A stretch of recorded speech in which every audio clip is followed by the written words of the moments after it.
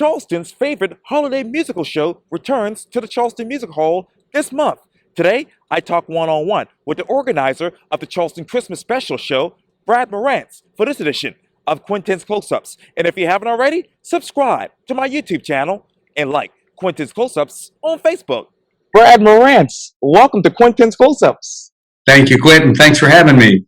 Oh, you're very welcome. I know that Moranz Entertainment will celebrate 26 years of delighting audiences with the Charleston Christmas Special.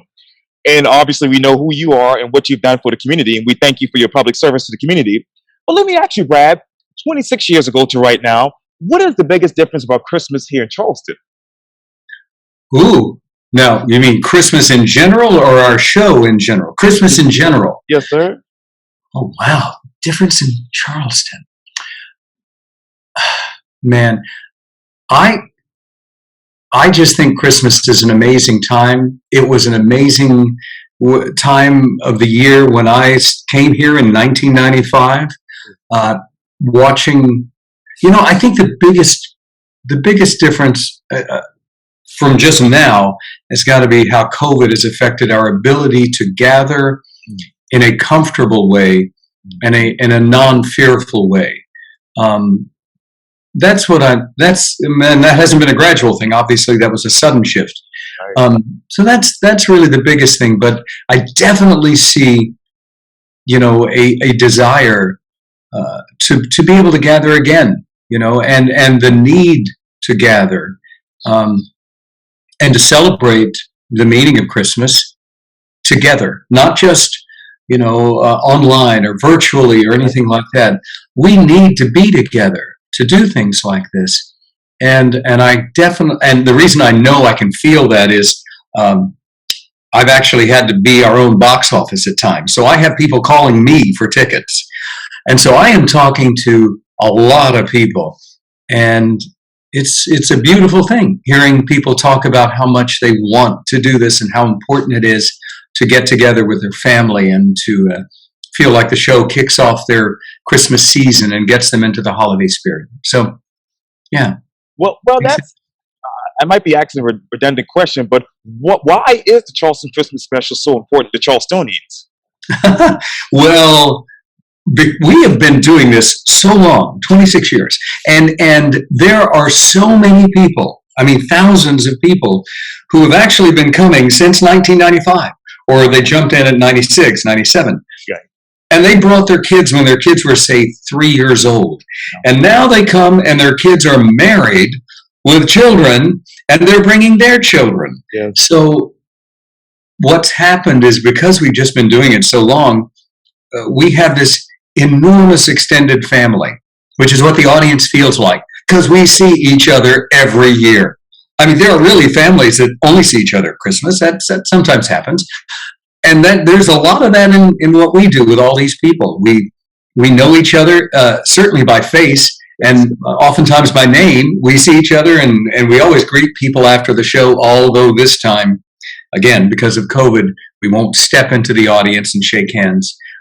We'll try to continue to keep our distance, but they still are all family to us. And that's why it's important. It's because you just get together with family again, and you go, oh, my goodness, this it's just so joyful. And it is, the music, you're hearing your favorite Christmas songs performed by some of the most amazing singers I've ever seen.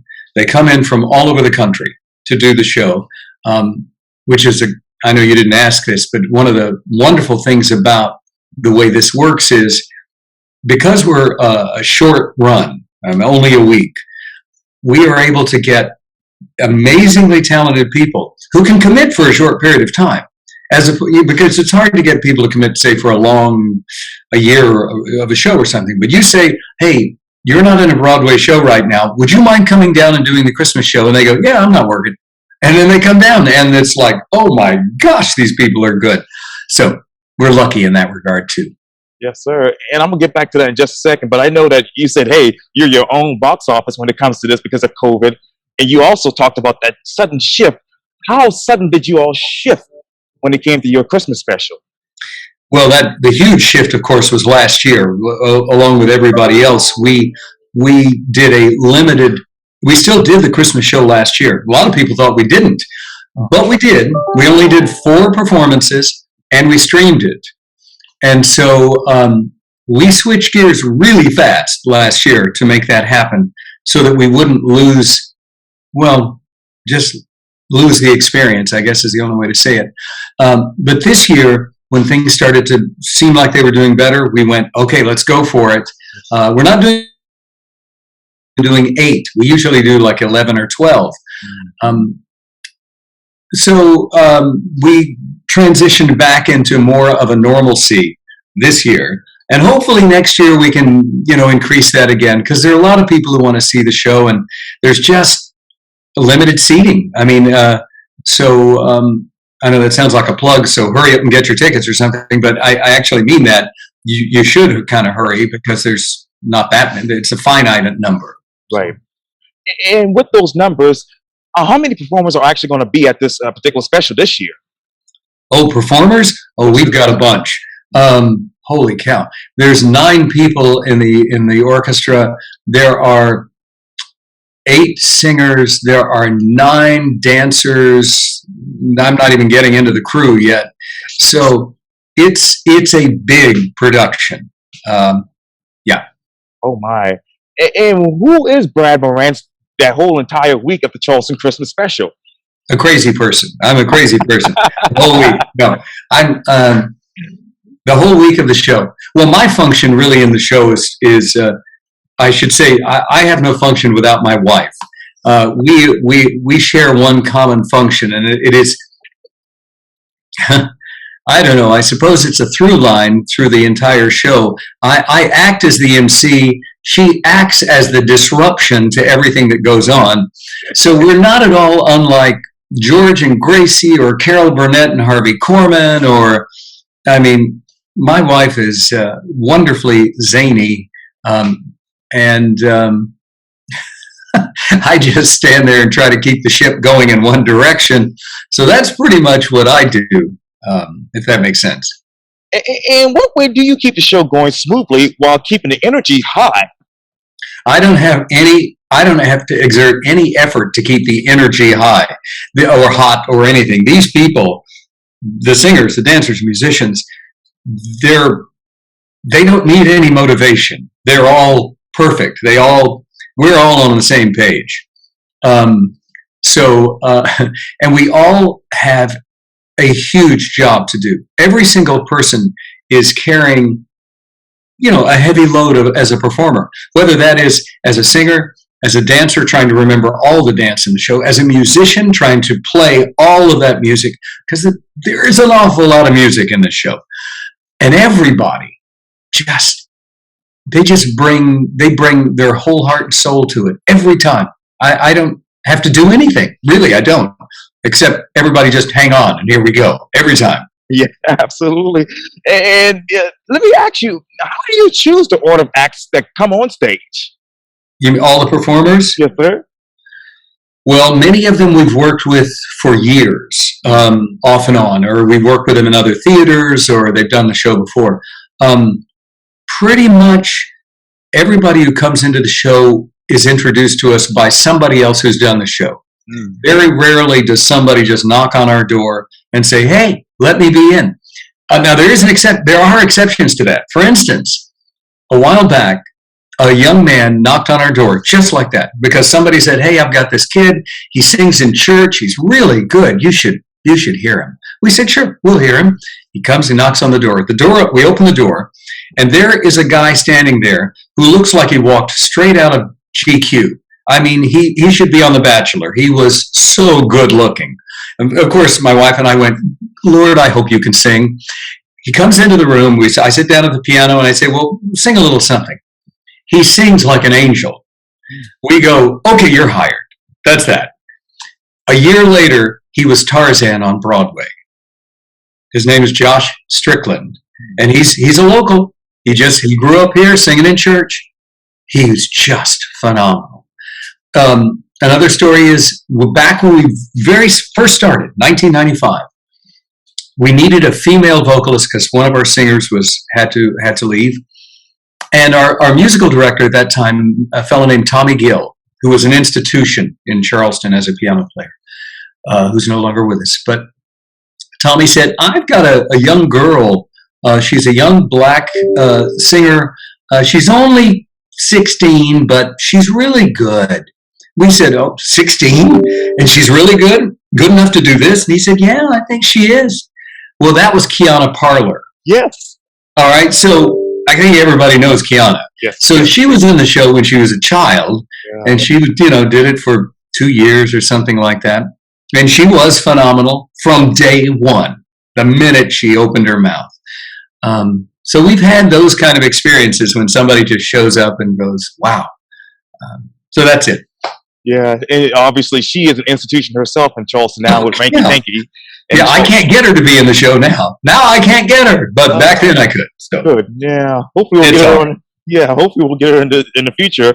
But obviously, it's a long-standing holiday tradition, the Charleston Christmas Special, that is, for hundreds of families. The show will be December 16th to the 22nd at the Charleston Music Hall on John Street, right around the corner here. How many families have come to the doors over the past 26 years? Oh, I really don't know how to count that. I know that when we're operating at normal capacity, we have about 10,000 people see the show each year. This year we're only doing 8 shows, so I'm guessing it'll probably be more around 7,000 or something like that. But I really don't know how many families. It's just a lot of people. A lot of people, which is a lot of people. A lot of people. And I know each year you and Jennifer gather some of the country's most talented performers for an entirely new show featuring holiday favorites, new music, dancing, and comedy skits. What new music right now is now one of your holiday favorites? Well, Carrie Underwood put out a Christmas CD that is just crazy good. And so we listened to that and we immediately went, oh, we got to do 2 of those songs, because 2 of those songs are just great. And then we found a singer who can sing like Carrie Underwood, who's like that. She's coming in from actually Pigeon Forge. And she's worked with so many famous people. Her name is Lakita Bagwell Graves. And we had a vocal rehearsal last night with the band. It was actually our first band rehearsal. And she sang. I was like, holy cow, that's good. And she's doing another song, actually, that Linda Eder, I don't know, most people probably won't know Linda Eder. She was in Jekyll and Hyde on Broadway, and she has a phenomenal voice. And so Lakita's doing one of Linda Eder's songs, too, because, I mean, if you've got a singer who can do that, well, let her do something else, too. But Jenny and I start working on Christmas. We work year-round. I mean, we're constantly researching music, looking for new songs, new arrangements, new ideas of how to do something, so that every year, because we do it for so many years, we want to make sure people understand you're not coming to see the same show. It's not the same show. It has the same name and some of the same people, but every year we don't know what's going to happen. Actually, we spend a year figuring it out. Wow. And how many people from the South are coming to perform in your special, and how many people are coming from up north? Well, the band are all locals, all because Charleston has some of the best musicians in the country. Yes. I don't need to bring in a better anything. They're all here. Yeah. I mean, at least half of our guys, if not most of them, actually do play with the Charleston Jazz Orchestra. They just, we all share the best musicians, whoever's putting on a show. Singers, maybe half and half. Half of them are, from the north, half from the south. But so it's kind of a mix. Dancers, they're all here. We have, again, Charleston has some wonderfully talented people. Yes. And we've even got some kids in the show, and there's some great training going on. As I know, you probably look at me and go, "That he can't be a dancer." I am a dancer, but I don't dance that much anymore. Now I teach more than I do anything else. But there are some wonderful dance schools too here in Charleston that train some incredible dancers. So, yeah, and obviously now that you teach dancing, what more have you learned about that? About teaching dance? Yes. That's funny. learn about, every time you teach anything, you learn something else about people. You learn something else about dance in general. You learn that everybody learns differently, and the act of teaching is very much the act of listening, listening to people and finding out, how do I communicate this to you in the best way for you, and then have the patience to wait for you to absorb that idea, that knowledge, or whatever, in your speed. I've taught over at the college. I teach at a private school, and every student is just different, So it's interesting. Yeah, that's where I'm sitting right now here at the College of Charleston. Oh, okay. Let me ask you, the art of listening. What are you listening to now when it comes to dancing? Oh, well, my wife pays way more attention to everything than I do, to be honest. She is constantly researching dance wherever it's being done, whether it's being done on film or in television or in New York or whatever, or just see it on Facebook, because social media is constantly presenting dance. So what I look at and listen to is whatever my wife tells me to look at and listen to, because she's way smarter than I am about these things, and she pays such attention to it and says, "Here, you need to look at this," and then we look at it, try to understand it, analyze it. Because one of our other jobs, strangely, besides the Christmas show, is we've started choreographing for a TV show called The Righteous Gemstones, which is on HBO. And so they'll call us and they'll say, "Hey, we need you to do this kind of dance," and maybe it's clogging, and then they'll say, "Well, this scene is in a rave club. You got to do some sort of gothic rave dance." Oh, well, okay, let's do that. So we're constantly researching, learning different forms of dance. Wow. And please help me out, Brad, because every time I go to Citadel Mall, I'm thinking that's the gemstones that you all are talking about. Yeah. Oh, okay. That's it. That's it. Wow. They're a crazy bunch of guys, that whole group, but they are wonderful. They're insanely creative. They give us tremendous artistic freedom to interpret, what the script says. The script says, "Hey, we want 40 dancers doing something," and we go, "How about this?" Yeah. And we just have a good time. So anytime you get to be creative in anything, that's a wonderful thing. That's why we're so grateful about doing the Christmas show is that year round we get to be creative all year, and then it culminates in being able to actually share that and allow other people to be creative at the same time, because every time the cast comes in, whatever we think was going to happen doesn't necessarily happen. Now we have to mix humans with our imagination, blend it with their imagination, and then see what comes out of that. And it's a mystery. You really don't always know. You don't always know. You're right about that. And I know, obviously, together, you and Jennifer have directed and choreographed productions such as Little Shop of Horrors, Signing in the Rain, Annie, Guy and Dolls, I Do, Nonsense, Kiss Me Kate, Me and My Girl, Unsinkable Molly Brown, and Seven Brides for Seven Brothers. Other choreographic credits include the feature films Radioland Murders and The Road to Wellville, along with TV productions such as The Margaret Mitchell Story and The Young Indiana Jones Chronicles. Which one of these productions best describes your career? The production describes my career. I'm not sure. I think when we got to work with George Lucas, that was probably one of the most fun and diverse films that we got to work on, because the style of everything was very wide. And that's what Jenny and I do. We do a lot of different stuff, and we like it. If we're not pigeonholed into any one form of dance or anything.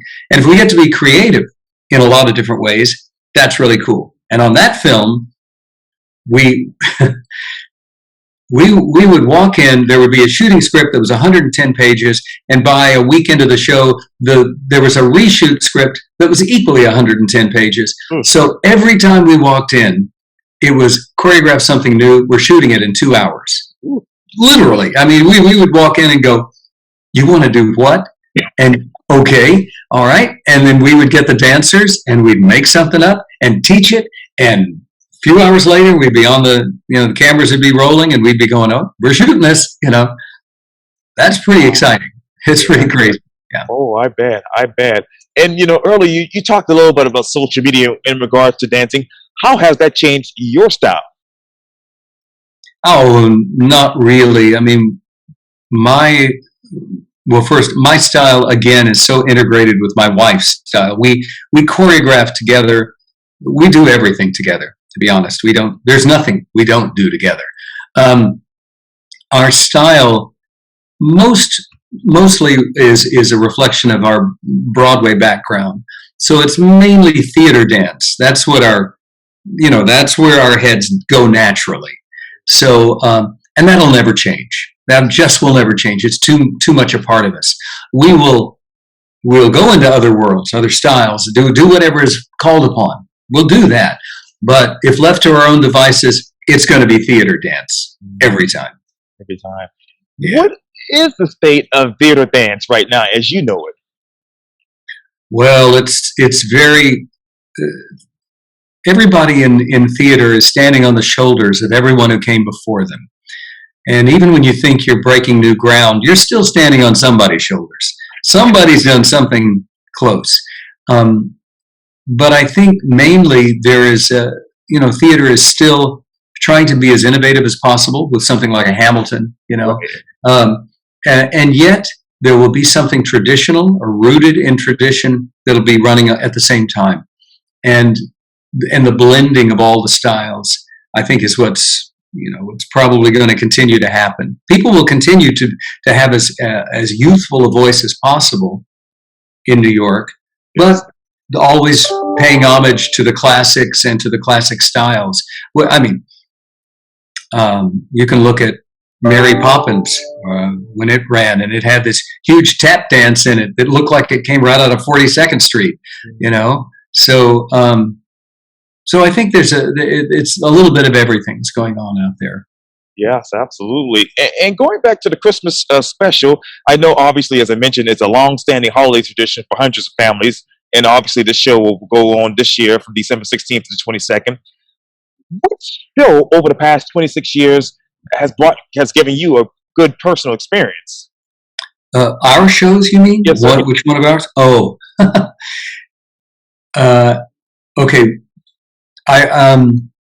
Every time we do a show, we invest ourselves completely in it, and we are immersed in it, and we love it. Having said that, there have been shows we've done that were so special to us and special to an audience or something like that. We did a Sinatra show. Yeah. It was, I'm the right age for that. So I went, oh my gosh, this music's incredible. We did a USO style show, which was a tribute to veterans and to Bob Hope and all the USO shows he did at Christmas, called Thanks for the Memories. And that was special. Another wacky one was one I wrote. It was a jukebox musical of the music of mainly the 60s, called Blast from the Past. And it was actually a book musical. So it had a story and all of that. But it wove this insane story mixed with music from the 60s. I love that. That was awfully fun. So those are three of my favorites. But it's hard to say anything is totally a favorite because we love them all. Oh, yeah. And what do you want the story to be told about this year's Charleston Christmas Special? Well, there's never a show we don't think is going to be better than the last one. Every time we think this is going to be better. Yeah. This is going to be the best right here. So I always start that way. We always cast it so we're thinking these are the best singers you're going to hear all together. Right. And I always mean it. I really do. You literally cannot find this many talented individuals assembled in one place trying to do one thing. You may go to a concert and hear one singer that's phenomenal. You may hear a few musicians who are phenomenal. You may see a dancer or maybe even a dance company that's phenomenal.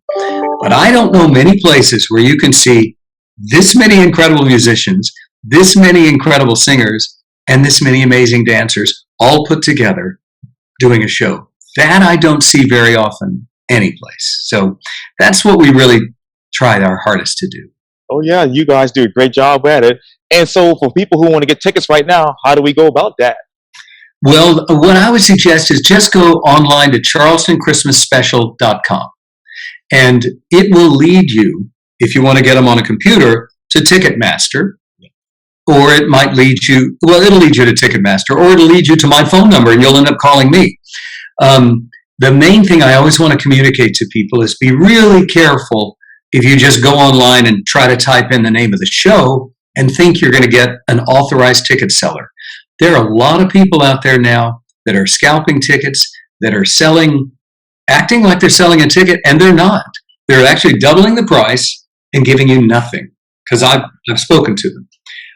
So it's very important that you just either you can go to charlestonchristmasspecial.com, which leads you to our website, or if you want to go to the Charleston Music Hall's website. But be really careful, because there's a lot of lookalikes out there, and you got to. That is just charlestonmusichall.com, period. So be careful. Yes, indeed, absolutely. Well, Brad Moranz, this was so really good. Thank you so much for your time. Again, welcome to Quintin's Close-Ups. Thank you, Quintin. Thanks so much for having me. Oh, you're very welcome.